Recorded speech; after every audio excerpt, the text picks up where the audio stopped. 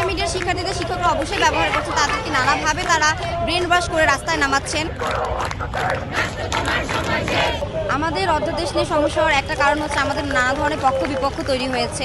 আমাদের শিক্ষকরা আমাদের বিপক্ষে চলে গেছে, তারা ইন্টারমিডিয়েটকে নানাভাবে উস্কাচ্ছে যে তারা যেন আমাদের বিরোধিতা করে।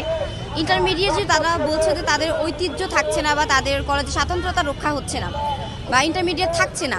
আসলে কি অধ্যাদেশ তারা সম্পূর্ণ পুরো খসড়াটা তারা পড়েছে কিনা? কারণ খসড়ার মধ্যে কোথাও এটা লেখা ছিল না যে ইন্টারমিডিয়েট বন্ধ করে দেওয়া হবে কোনো কলেজ থেকে। তাহলে তারা কেন অস্তিত্বের সংকটে তারা ভুগছে? আসলে তারা চাচ্ছেটা কি? তারা কি এটা বুঝে তারা আমাদের বিপক্ষে কথা বলছে?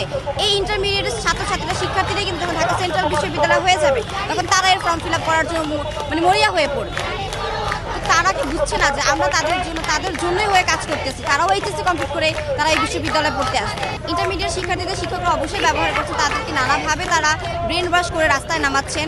বদরুন্নেসা মেয়েদেরকে আজ সম্ভবত আমাদের জানা গিয়েছে বদরুন্নেসা ইন্টারের মেয়েদেরকে বলা হয়েছে তাদের ক্লাস করা লাগবে না, তাদের বাসে করে শিক্ষকদের সহায়তায় কলেজের বাসে করে তাদেরকে ঢাকা কলেজের মূল ফটকে তাদেরকে পাঠানো হয়েছে যেন তারা ঢাকা কলেজের শিক্ষার্থীদের সাথে আন্দোলন জোরদার করতে পারে, মব ক্রিয়েট করতে পারে। ঢাকা কলেজের সমাজকর্ম বিভাগের একজন শিক্ষক, ওনার একটা অডিও রেকর্ড ফাঁস হয়েছিল, সেখানে উনি এটা প্রকাশ করেছেন যে উনি ইন্টারমিডিয়েটদেরকে নানাভাবে ম্যানিপুলেট করে আমাদের বিপক্ষে দাঁড় করাবে। কেন শিক্ষকরা এগুলো করছে?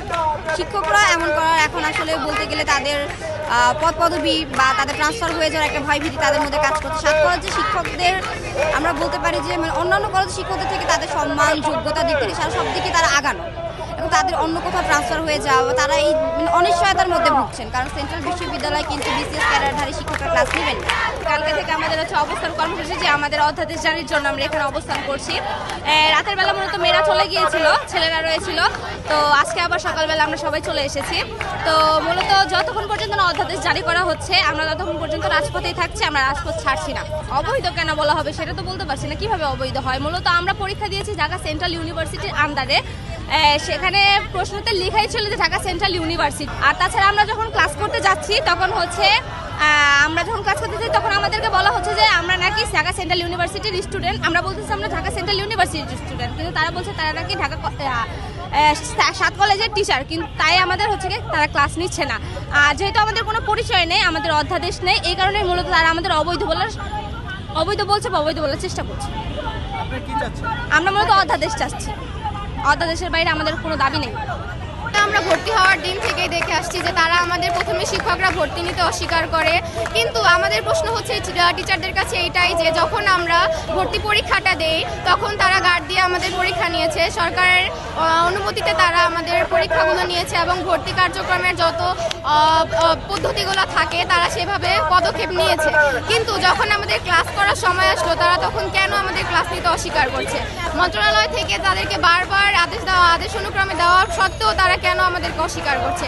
এইটাই শিক্ষকদের কাছে আমাদের প্রশ্ন যে আমরা তো আপনাদের সন্তানদের মতো, আমরা আমাদের অভিভাবক বলতে আমাদের শিক্ষকদেরকেই জানি, তাহলে তারা কেন আমাদের সাথে এরকম মুখোমুখি সংঘর্ষে দাঁড়াইছে? এটা আমাদের টিচারদের কাছে প্রশ্ন যে আমাদের তো কোনো দোষ নাই, আমরা তো রাষ্ট্রের প্রস্তাবিত ঢাকা কেন্দ্রীয় বিশ্ববিদ্যালয়তে পরীক্ষা দিয়েছি, তার জন্য তাহলে এখন আমরা কেন ক্লাস করতে পারবো না? তো এই জন্য এখন তারা বলেছে যেহেতু তোমাদের পরিচয় ছাড়া ক্যাম্পাসে ঢুকতে দেওয়া হবে না, তো সেই তো আমরা পরিচয় অর্জন করার জন্য আজকে এক দফা ঘোষণার জন্য আমরা এখানে রাস্তায় যে আমাদের অধ্যাদেশটা দিয়ে দিক, তাহলে আমাদের একটা পরিচয় হবে এবং আমরা ক্লাসে ফিরতে চাই।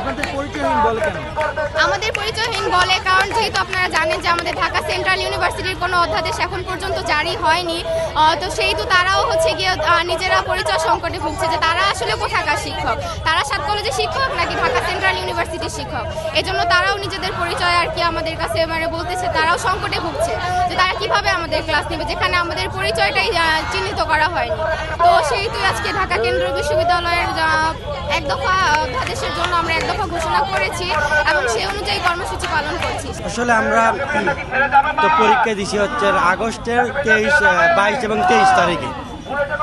বিভিন্ন আশ্বাসের পরে আমরা এখন পর্যন্ত আমাদের ক্লাসে ফেরানো হয় নাই, এবং আমরা এক দফার দাবি নিয়ে আমরা শিক্ষা মন্ত্রণালয়ে অবস্থান কর্মসূচি দিচ্ছি। যতক্ষণ পর্যন্ত আমাদের অধ্যাদেশ সরকার না ঘোষণা করবে আমরা রাজপথ ছাড়ব না, এটা আমাদের সর্বশেষ কথা। অবৈধ বলার কোনো অপশনই নাই, কারণ এটি সরকার নিজের নিয়ন্ত্রণেই তো আমাদের পরীক্ষা নিচ্ছে। আমাদের কাছে তো সব কিছু আছেই, যে আমরা সেন্ট্রালের ছাত্র, আমাদের ভর্তি কার্যক্রমও শেষ হয়েছে।